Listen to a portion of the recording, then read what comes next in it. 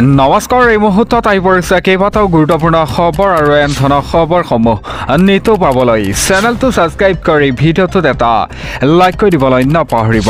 তেনে বলক দেৰি নকৰি খবৰকেইটা আৰম্ভ কৰোঁ। দৰ্শকসকল, এই মুহূৰ্তত দিব লৈছোঁ প্ৰথমটো খবৰ।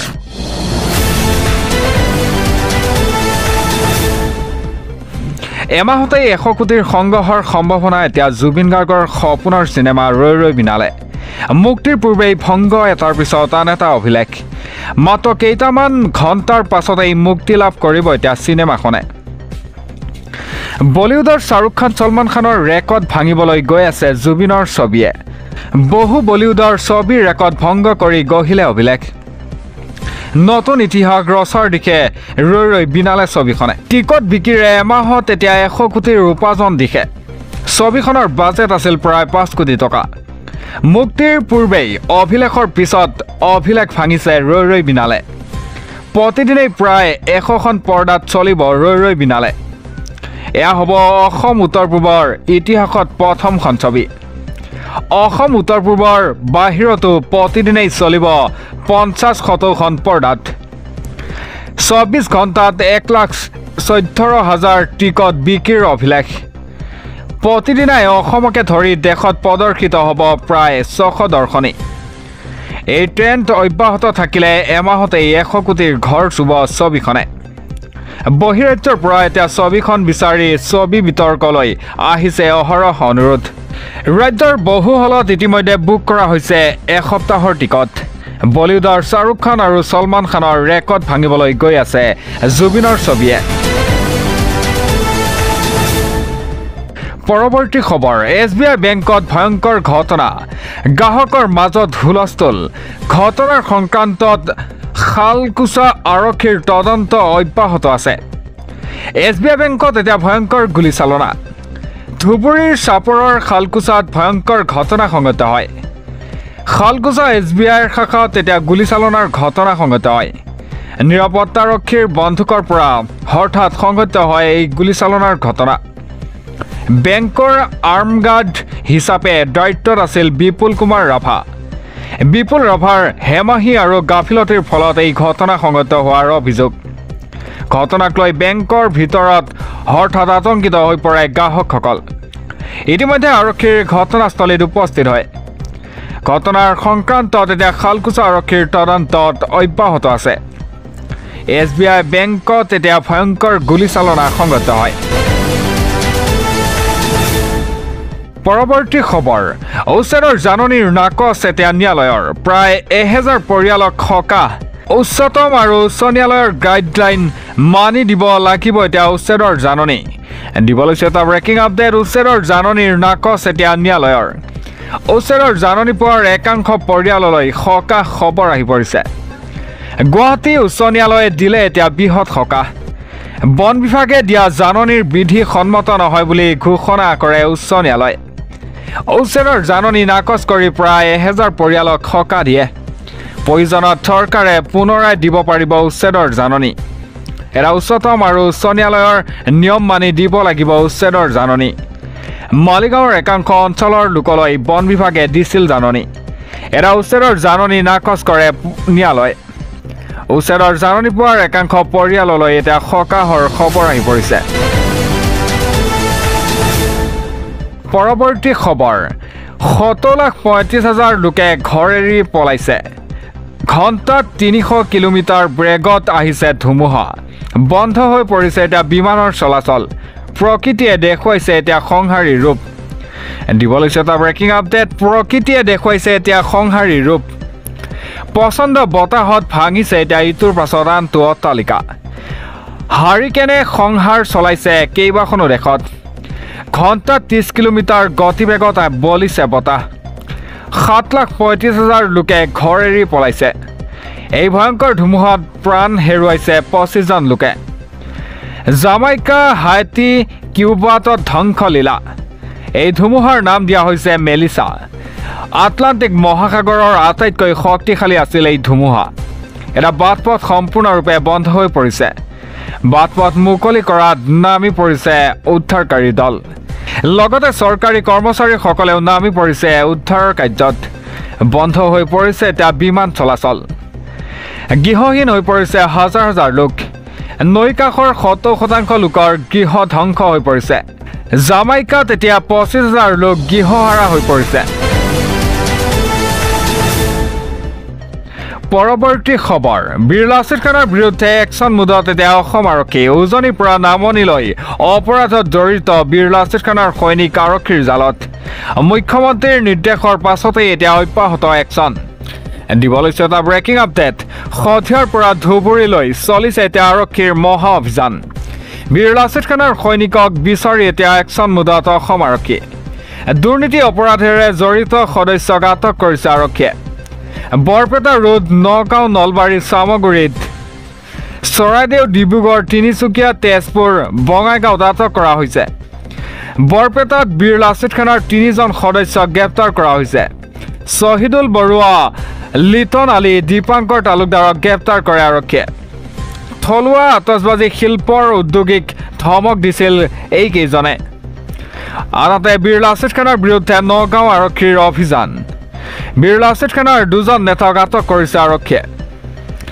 কামাৰ নাজমুল আৰু তলৈক্য শইকীয়াক আটক কৰিছে আৰক্ষীয়ে চৰাইদেউত বীৰ লাচিত খানৰ বিৰুদ্ধে আৰক্ষীৰ অভিযান সোধপোছৰ বাবে আটক কৰিছে ৩ বীৰ লাচিত খানৰ সদস্যক বিপিন বৰুৱা ৰাজীৱ টিপমিয়া আৰু তনজিৎ বৰুৱাক আটক কৰিছে আৰক্ষীয়ে বিএনএছৰ অধীনত ১০৩/২৫ নম্বৰৰ গোচৰত তদন্ত অব্যাহত আছে এটা নলবাৰীতো ৫ বীৰ লাচিত খানক আটক কৰিছে আৰক্ষীয়ে বীৰ লাচিত খানৰ নলবাৰী জিলাৰ ৫জনক আটক কৰিছে সভাপতি সাধাৰণ সম্পাদক সহ ৫জনক আটক কৰিছে আৰক্ষীয়ে দিলীপ বৰ্মন নৱজিৎ বৰ্মন প্ৰাঞ্জল বৰ্মনক আটক কৰিছে আৰক্ষীয়ে পংকজ লোচন ডেকা আসিফুৰ জামানকো আটক কৰিছে আৰক্ষীয়ে ছট পূজা আৰু ৰাস মহোৎসৱত সংগীতক লৈ জাৰি কৰিছিল এছঅপি জাৰি কৰাৰ অভিযোগত আটক কৰিছে ৫জন সদস্যক চামগুৰি আৰক্ষীৰ জালত এতিয়া লাচিত খানৰ ২ সদস্য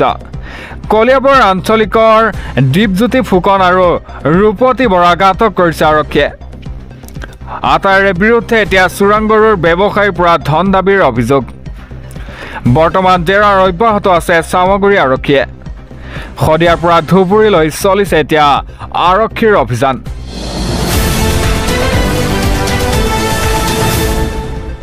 পৰৱৰ্তী খবৰ জুবিন গাৰ্গৰ অন্তিম গানটো কি জুবিন গাৰ্গৰ অন্তিম লেখা কি আছিল ছিংগাপুৰলৈ যোৱাৰ পূৰ্বে ভৱিষ্যত দেখিছিল নেকি জুবিন গাৰ্গে জুবিন গাৰ্গক লৈ পোহৰলৈ আহিছে এতিয়া ন তথ্য জুবিন গাৰ্গক লৈ পোহৰলৈ আহিছে ন তথ্য ছিংগাপুৰলৈ যোৱাৰ পূৰ্বে ভৱিষ্যত দেখিছিল নেকি জুবিন গাৰ্গে ৰৈ বিনালেৰ সৈতে আছে জুবিন গাৰ্গৰ বাস্তৱ জীৱনৰ মিল ১৫ ছেপ্টেম্বৰত জুবিন গাৰ্গে লিখি গৈছিল অন্তিম আখৰ ৰৈ বিনালে চাবলৈ আহ্বান জনাইছিল লিখিছিল পত্ৰ যিখন পত্ৰত আছিল জুবিন গাৰ্গৰ অটোগ্ৰাফ অসমৰ ৰাইজৰ ঘৰত যাতে জুবিনৰ অটোগ্ৰাফ থাকে তাৰ ব্যৱস্থা কৰিছিল এটা ১৪ ছেপ্টেম্বৰত জুবিন গাৰ্গে গাইছিল অন্তিমটো গান ৰৈ বিনালেৰ সপোন গানটো জুবিন গাৰ্গৰ অন্তিম গান আছিল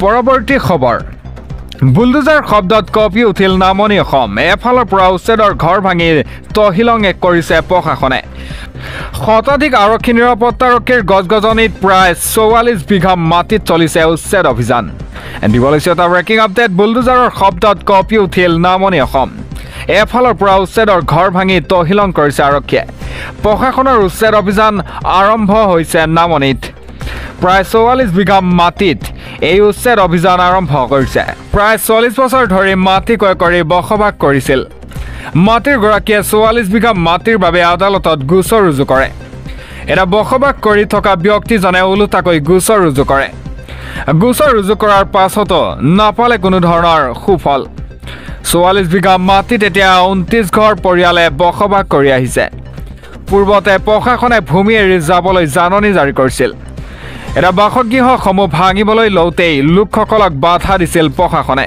ভূমি দখলকাৰীসকলে পূৰ্বৰ স্থানতেই বসবাস কৰিবলৈ লয় আজি পুনৰ যুদ্ধকালীনভাৱে উচ্ছেদ অভিযান অব্যাহত প্ৰশাসনৰ বঙাইগাঁও ধনতোলাৰ নানকাৰ গাঁৱত উচ্ছেদ অভিযান এটা বুলডোজাৰৰ শব্দত কঁপি উঠিল নামনি অসম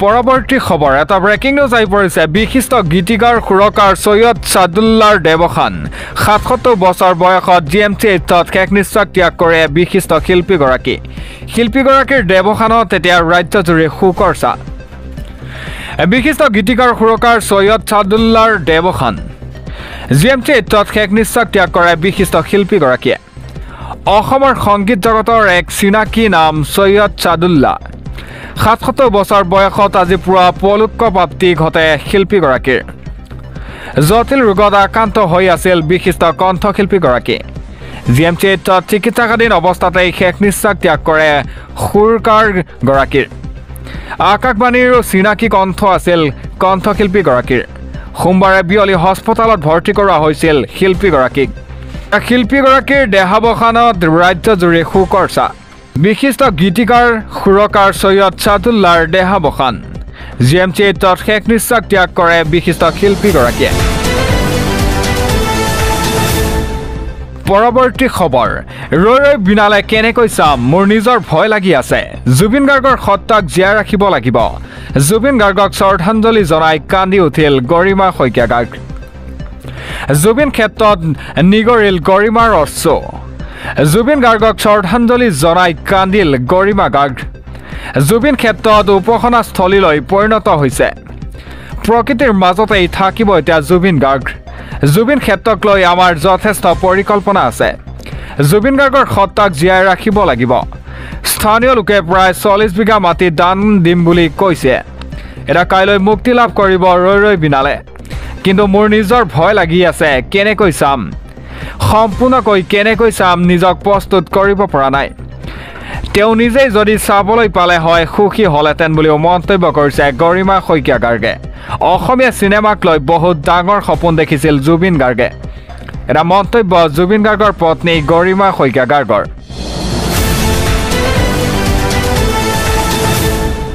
পৰৱৰ্তী খবৰ জুবিনৰ সপোনৰ ছবি ৰৈ বিনালেক লৈ দুৰ্বৃত্তৰ জঘন্য কাণ্ড ৰৈ বিনালে ছবিখনৰ পোষ্টাৰ ফালি পেলালে দুৰ্বৃত্তই এটা ঘটনাক লৈ তদন্ত আৰম্ভ কৰিছে আৰক্ষীয়ে জুবিনৰ সপোনৰ ছবি ৰৈ বিনালেক লৈ দুৰ্বৃত্তৰ জঘন্য কাণ্ড ৰৈ বিনালে ছবিখনৰ পোষ্টাৰ ফালি পেলালে দুৰ্বৃত্তই কোকৰাঝাৰত দুৰ্বৃত্তই সংঘটিত কৰিলে ঘৃণনীয় কাণ্ড কোকৰাঝাৰ কুটপাৰাৰ দেৱালত জুবিন অনুৰাগীয়ে আঁৰিছিল পোষ্টাৰ জুবিন অনুৰাগীয়ে আঁৰি দিয়া প্ৰায় 50খন পোষ্টাৰ ফালিলে দুৰ্বৃত্তই SBI বেংক চৌহদৰ লগতে দেৱালতো আঁৰিছিল পোষ্টাৰ এটা ঘটনাত জড়িত দোষীক কৰায়ত্ব কৰি উচিত শাস্তিৰ প্ৰদানৰ দাবী জনায় ক্ষুব্ধ জুবিন অনুৰাগীয়ে লগে খবৰ দিয়ে আৰক্ষীক এটা ঘটনাস্থলীত উপস্থিত হৈ তদন্ত আৰম্ভ কৰে আৰক্ষীয়ে পূৰ্বে দেৱালত থকা জুবিনৰ ছবিত ৰং সানিছিল দুৰ্বৃত্তই এটা জুবিনৰ সপোনৰ ছবি ৰৈ বিনালেক লৈ দুৰ্বৃত্তৰ জঘন্য কাণ্ড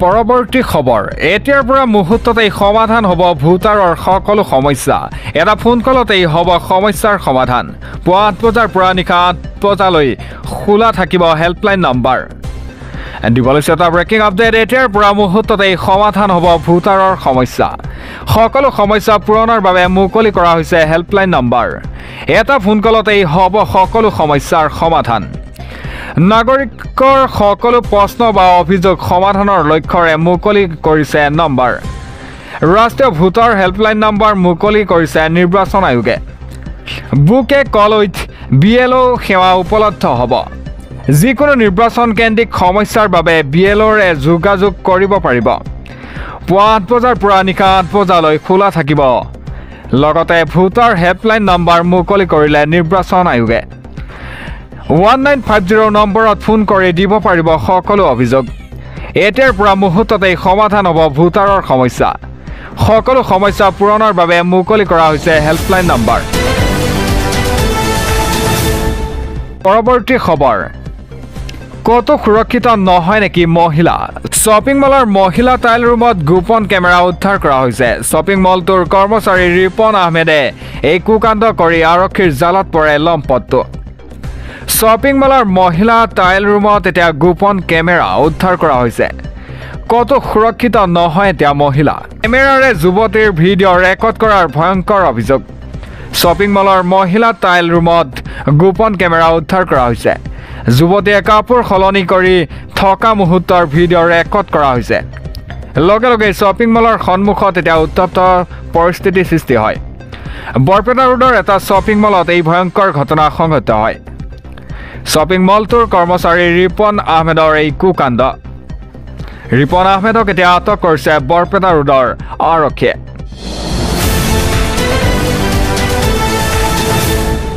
পৰৱৰ্তী খবৰ, জনজাতিকৰণৰ দাবীৰে এতিয়া কঁপি উঠিল উজনি। 10,000ৰো অধিক জনতাৰ শ্লোগানত কঁপিল এতিয়া ধেমাজি। হাতে হাতে জোৰ লৈ ওলাই আহিছে 10 সহস্ৰাধিক জনতা। চুতীয়া ৰাইজৰ এতিয়া উত্তাল প্ৰতিবাদ দেখিবলৈ পোৱা গৈছে। পুনৰ উজনি কঁপিল জনজাতিকৰণৰ দাবীৰে। 10,000ৰো অধিক জনতাৰ শ্লোগানত কঁপিল এতিয়া ধেমাজি। চুতীয়া জনগোষ্ঠীক জনজাতিকৰণৰ পূৰ্ণ স্বায়ত্তশাসনৰ দাবীৰে এই প্ৰতিবাদ। চুতীয়া যুৱ সন্মিলনৰ অসম ধেমাজি জিলা সমিতিৰ উদ্যোগত প্ৰতিবাদ। হাতে হাতে জোৰ লৈ ওলাই আহিছে এতিয়া 10 সহস্ৰাধিক জনতা। ধেমাজি তেলিজান আন্তঃজিলা বাছ আস্থানৰ পৰা বাহিৰ এতিয়া জোৰ সমদল। তেলিজানৰ পৰা ধেমাজি চাৰিআলিলৈ বৃহৎ জোৰ সমদল। 15 নং ৰাষ্ট্ৰীয় ঘাইপথত এতিয়া উত্তাল প্ৰতিবাদ জনতাৰ। প্ৰতিবাদেৰে কপাল এতিয়া উজনিৰ আকাশ বতাহ। পুনৰ উজনি কঁপি উঠিল জনজাতিকৰণৰ দাবীৰে। পৰৱৰ্তী খবৰ, ৰৈ বিনালেৰ ছবিৰ GST সংগ্ৰহ নকৰে এতিয়া চৰকাৰে। GSTৰ টকা কলাগুৰু আৰ্টিষ্ট ফাউণ্ডেশ্যনক প্ৰদান কৰা হ'ব, মুখ্যমন্ত্ৰীৰ ডাঙৰ সিদ্ধান্ত। জুবিন গাৰ্গৰ আদৰ্শৰ প্ৰতি সন্মান জনাই চৰকাৰৰ ডাঙৰ সিদ্ধান্ত। ৰৈ বিনালেৰ GSTৰ সংগ্ৰহ নকৰে এতিয়া চৰকাৰে। GST কলাগুৰু আৰ্টিষ্ট ফাউণ্ডেশ্যনক প্ৰদান কৰা হ'ব। এমাহৰ পিছত জুবিনৰ আদৰ্শক জীয়াই ৰখাৰ কামত ব্যৱহাৰ হ'ব। কলাগুৰু আৰ্টিষ্ট ফাউণ্ডেশ্যন মানুহৰ বাবে গঠন কৰিছিল জুবিন গাৰ্গে। এটা জুবিনৰ পত্নী গৰিমা গাৰ্গে আলোচনা কৰি এই সিদ্ধান্ত গ্ৰহণ কৰে। জুবিন গাৰ্গৰ আদৰ্শৰ প্ৰতি সন্মান জনাই চৰকাৰৰ এই ডাঙৰ সিদ্ধান্ত। ৰৈ বিনালেৰ GST সংগ্ৰহ নকৰে এতিয়া চৰকাৰে। GST কলাগুৰু আৰ্টিষ্ট ফাউণ্ডেশ্যনক প্ৰদান কৰা হ'ব। এমাহৰ পিছত এতিয়া জুবিনৰ আদৰ্শক জীয়াই ৰখাৰ কামত ব্যৱহাৰ কৰা হ'ব বুলিও মন্তব্য কৰে। জুবিন গাৰ্গৰ আদৰ্শৰ প্ৰতি সন্মান জনাই চৰকাৰৰ এই ডাঙৰ সিদ্ধান্ত।